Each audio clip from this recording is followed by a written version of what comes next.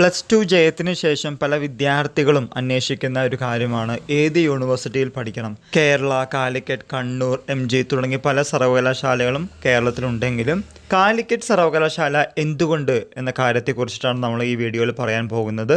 നമ്മുടെ ചാനലിൽ അപ്ലോഡ് ചെയ്തിട്ടുള്ള മെജോറിറ്റി വീഡിയോസും കാലിക്കറ്റ് യൂണിവേഴ്സിറ്റിയുമായി ബന്ധപ്പെട്ട കാര്യങ്ങളാണ്. അതുകൊണ്ട് കുറച്ചൊക്കെ കാലിക്കറ്റ് യൂണിവേഴ്സിറ്റിയെക്കുറിച്ച് അറിയാമെന്നുള്ള വിശ്വാസത്തോടു കൂടിയാണ് മുന്നോട്ട് പോകുന്നത്. ഏത് യൂണിവേഴ്സിറ്റിയിൽ ജോയിൻ ചെയ്യണമെന്നതൊക്കെ നിങ്ങളുടെ മാത്രം തീരുമാനമാണ്. എന്നാൽ നിങ്ങൾ കാലിക്കറ്റ് യൂണിവേഴ്സിറ്റിയിൽ ജോയിൻ ചെയ്യുകയാണെങ്കിൽ എന്തൊക്കെ കാര്യങ്ങളാണ് അവിടുന്ന് കിട്ടുന്നത് എന്നതിനെക്കുറിച്ചാണ് നമ്മൾ വീഡിയോ ചെയ്യുന്നത്. നമ്മൾ കാലിക്കറ്റ് യൂണിവേഴ്സിറ്റിയുടെ ഒരു പ്രൊമോഷണൽ ആക്ടിവിറ്റി ഒന്നല്ല ചെയ്യുന്നത്. ഇത് പെയ്ഡ് പ്രൊമോഷനൊന്നുമല്ല.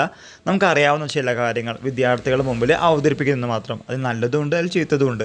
നിങ്ങൾക്ക് കേട്ട് വേണ്ട രീതിയിൽ തിരഞ്ഞെടുക്കാതിരിക്കാം. അതൊക്കെ നിങ്ങളുടെ മാത്രം ചോയ്സാണ്. നമ്മൾ ഇന്നലെ ഒരു വീഡിയോ ചെയ്തിരുന്നു, +2 ശേഷം ഏത് യൂണിവേഴ്സിറ്റി. അതിൽ കുറച്ച് കാര്യങ്ങളാണ് ഇനി പറയുന്നത്. കേരളത്തിന് പുറത്താണെങ്കിലും ഇന്ത്യക്കകത്താണെങ്കിലും ലോകമാകമാനാണെങ്കിലും കാലിക്കറ്റ് യൂണിവേഴ്സിറ്റിയുടെ ഒരു പേര് മറ്റുള്ള യൂണിവേഴ്സിറ്റിയുമായി കമ്പയർ ചെയ്യുമ്പോൾ വേറിട്ട് നിൽക്കുന്ന ഒരു കാര്യമാണ്. അത് നിങ്ങൾ ഫർദർ സ്റ്റഡീസിനായിട്ട് മറ്റുള്ള സ്റ്റേറ്റ് യൂണിവേഴ്സിറ്റിയിലേക്കും പുറത്തുള്ള യൂണിവേഴ്സിറ്റിയിലേക്കും പോകുമ്പോഴാണ് അതിൻ്റെ ഒരു വ്യത്യാസം മനസ്സിലാവുക. കേരളത്തിനകത്ത് ഏറ്റവും കൂടുതൽ വിദ്യാർത്ഥികൾ പഠിക്കുന്ന ഒരു സ്റ്റേറ്റ് യൂണിവേഴ്സിറ്റിയായ കാലിക്കറ്റ് യൂണിവേഴ്സിറ്റി നമുക്ക് പറയാൻ സാധിക്കും. Government aided autonomous self financing കോളേജസൊക്കെ അത്യാവശ്യം അവൈലബിൾ ആണ് കാലിക്കറ്റ് യൂണിവേഴ്സിറ്റിയുടെ. ഈയിടെയായി കാലിക്കറ്റ് യൂണിവേഴ്സിറ്റി റെക്കോർഡ് വേഗത്തിലൊക്കെ റിസൾട്ട് പബ്ലിഷ് ചെയ്യാൻ നോക്കുന്നുണ്ട്, പ്രത്യേകിച്ച് 6ാം സെമസ്റ്റർ പരീക്ഷകളുടെയൊക്കെ. ചലഞ്ചസ് എന്തൊക്കെയാണെന്ന് ചോദിക്കുകയാണെങ്കിൽ സെമസ്റ്റർ പരീക്ഷകൾ 2, 3, 4 തവണ മാറ്റാറുണ്ട്. ചിലപ്പോൾ രാവിലെ പരീക്ഷ ഇന്നാണെങ്കിൽ ഇന്ന് രാവിലെ അടക്കം മാറ്റാറുണ്ട്. അങ്ങനെ വരുമ്പോൾ നമുക്ക് എന്താണ് കുറച്ച് ദിവസം കൂടി കിട്ടി പഠിക്കാനായിട്ട് എന്ന രീതിയിൽ എടുക്കുകയാണെങ്കിൽ അത് പോസിറ്റീവാക്കി മാറ്റാൻ സാധിക്കും. ഏത് യൂണിവേഴ്സിറ്റി നീ ചേരണമെന്ന് ചോദിക്കുകയാണെങ്കിൽ എല്ലാ വിദ്യാർത്ഥികളും പറയുന്നൊരു കാര്യമാണ് കാലിക്കറ്റ് യൂണിവേഴ്സിറ്റി നീ ചേരരുത് എന്ന്.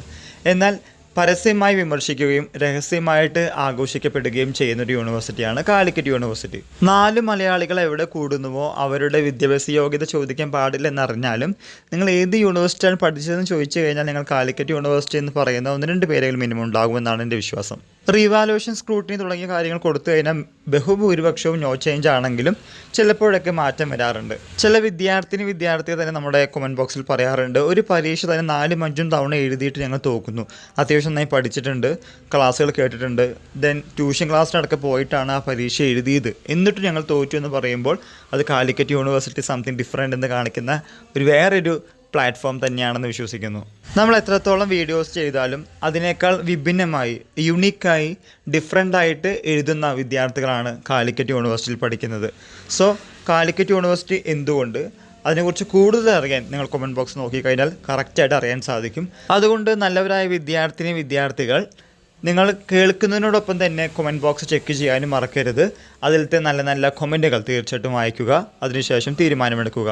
എല്ലാവർക്കും ഒരിക്കൽ കൂടി നന്ദി, നമസ്കാരം.